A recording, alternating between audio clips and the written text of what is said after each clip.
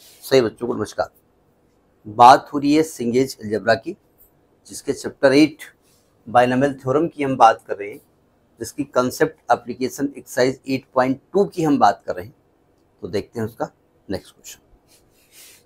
देखिए second question क्या कहता है, prove that for each n belongs to natural number 2 to power 3n minus 1 is divisible by 7।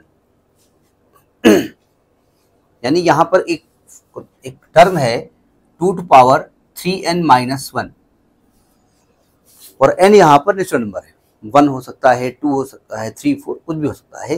ये इसमें n कुछ भी हो, लेकिन ये 7 से डिविजिबल होगा।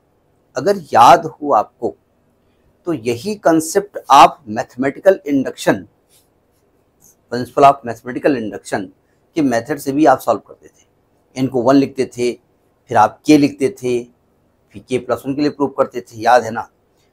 उन्होंने कहा बाइनोमियल थ्योरम से प्रूव करिए, तो बाइनोमियल में भी आपके यहाँ है। तो आप कैसे लगाएं इसको? देखो साफ साफ अगर ये आपसे कहा गया 7 से डिविजिबल है तो इसको 7 times of any integer prove करना पड़ेगा। अगर कोई number 7 times of any integer है तो जब मैं इसको 7 से डिवाइड करूंगा तो 7 कट जाएगा और ये इंटीजर आंसर में आ जाएगा।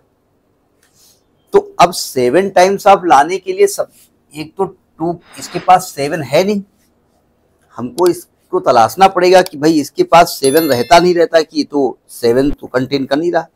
हमने कहा देखो एक चीज, ये 2 to power 3 की पावर n अगर लिख दे तो कोई दिक्कत? बोले नहीं लिख सकते हैं आप।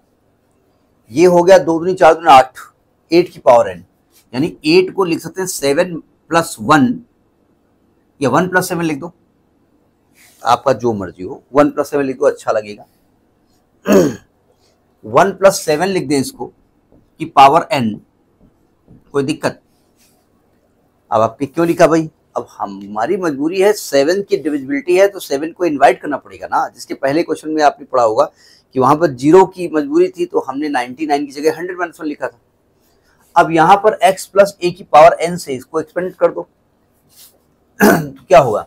nc0, 1 की पावर n - 0, 7 पावर 0, तो केवल 7 ही पावर 0 आएगा। 7 power 0 plus nc1 7 power 1 plus nc2 7 power 2, last में आएगा ncn 7 की पावर n और यहां पर -1 आ जाएगा। समझ में बात आ गई? 7c0 1 होता है, 7 पावर 0 1 होता है, यानी ये 1 हो गया। हम इसको खोल नहीं रहे। ये आएगा nc1 × 7 plus nc2 × 7 square up to ncn 7 की पावर n -1। ये 1 1 कट गया। क्या यहां से कुछ कॉमन दिख रहा है? कॉमन तो n भी दिख रहा है, लेकिन चूंकि हमारी रिक्वायरमेंट 7 की है तो मैंने 7 की पावर 1 कॉमन ले लिया, वही कॉमन मिल भी रहा है। तो 1 यहाँ है, 2 यहाँ है, n यहाँ है, तो यहाँ पर nc1 बचेगा प्लस nc2 × 7 की पावर 1 बचेगी और लास्ट में ncn 7 की पावर 1 पावर कम हो गई। देखो जब इसको सॉल्व करेंगे तो कोई ना कोई इंटीजर वैल्यू आने वाली है, ठीक है। यानी ये कोई इंटीजर वैल्यू आने वाली है, इंटीजर, यानी हमने इसको 7 लैम्डा मान लिया। अब अगर ये 7 टाइम्स ऑफ एनी इंटीजर है तो इसका मतलब ये 7 से डिवाइड हो जाएगा।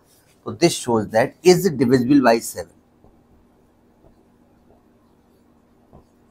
ये शो करता है कि हमारा जो एक्सप्रेशन है 2 to power 3n - 1 ये 7 से डिविजिबल होगा। ये ध्यान रखिएगा क्योंकि अगर आप जेई दे रहे हैं तो वहां तो मल्टीपल चॉइस क्वेश्चन होगा, ठीक है। तो ये डिविजिबल होगा किस नंबर से होगा, ऐसे चेक करने के लिए कर सकते हैं। लेकिन कहीं पर अगर थ्योरेटिकल है, जैसे आपको जहाँ पर मल्टीपल चॉइस नहीं है, लिखना है, तो देख लेना आपसे मैथमेटिकल इंडक्शन से पूछ रहा है कि आपके बाइनोमियल से पूछ रहा है। तो मैथमेटिकल इंडक्शन का मेथड अलग है, ठीक है। ज़्यादातर स्टूडेंट को मैथमेटिकल इंडक्शन से बहुत प्यार है, ज़्यादातर वो पढ़ाया जाता है, ठीक है। तो ये बाइनोमियल थ्योरम की हेल्प से इसको आप ले, ठीक है। This is second question. Next in the next video. नमस्कार।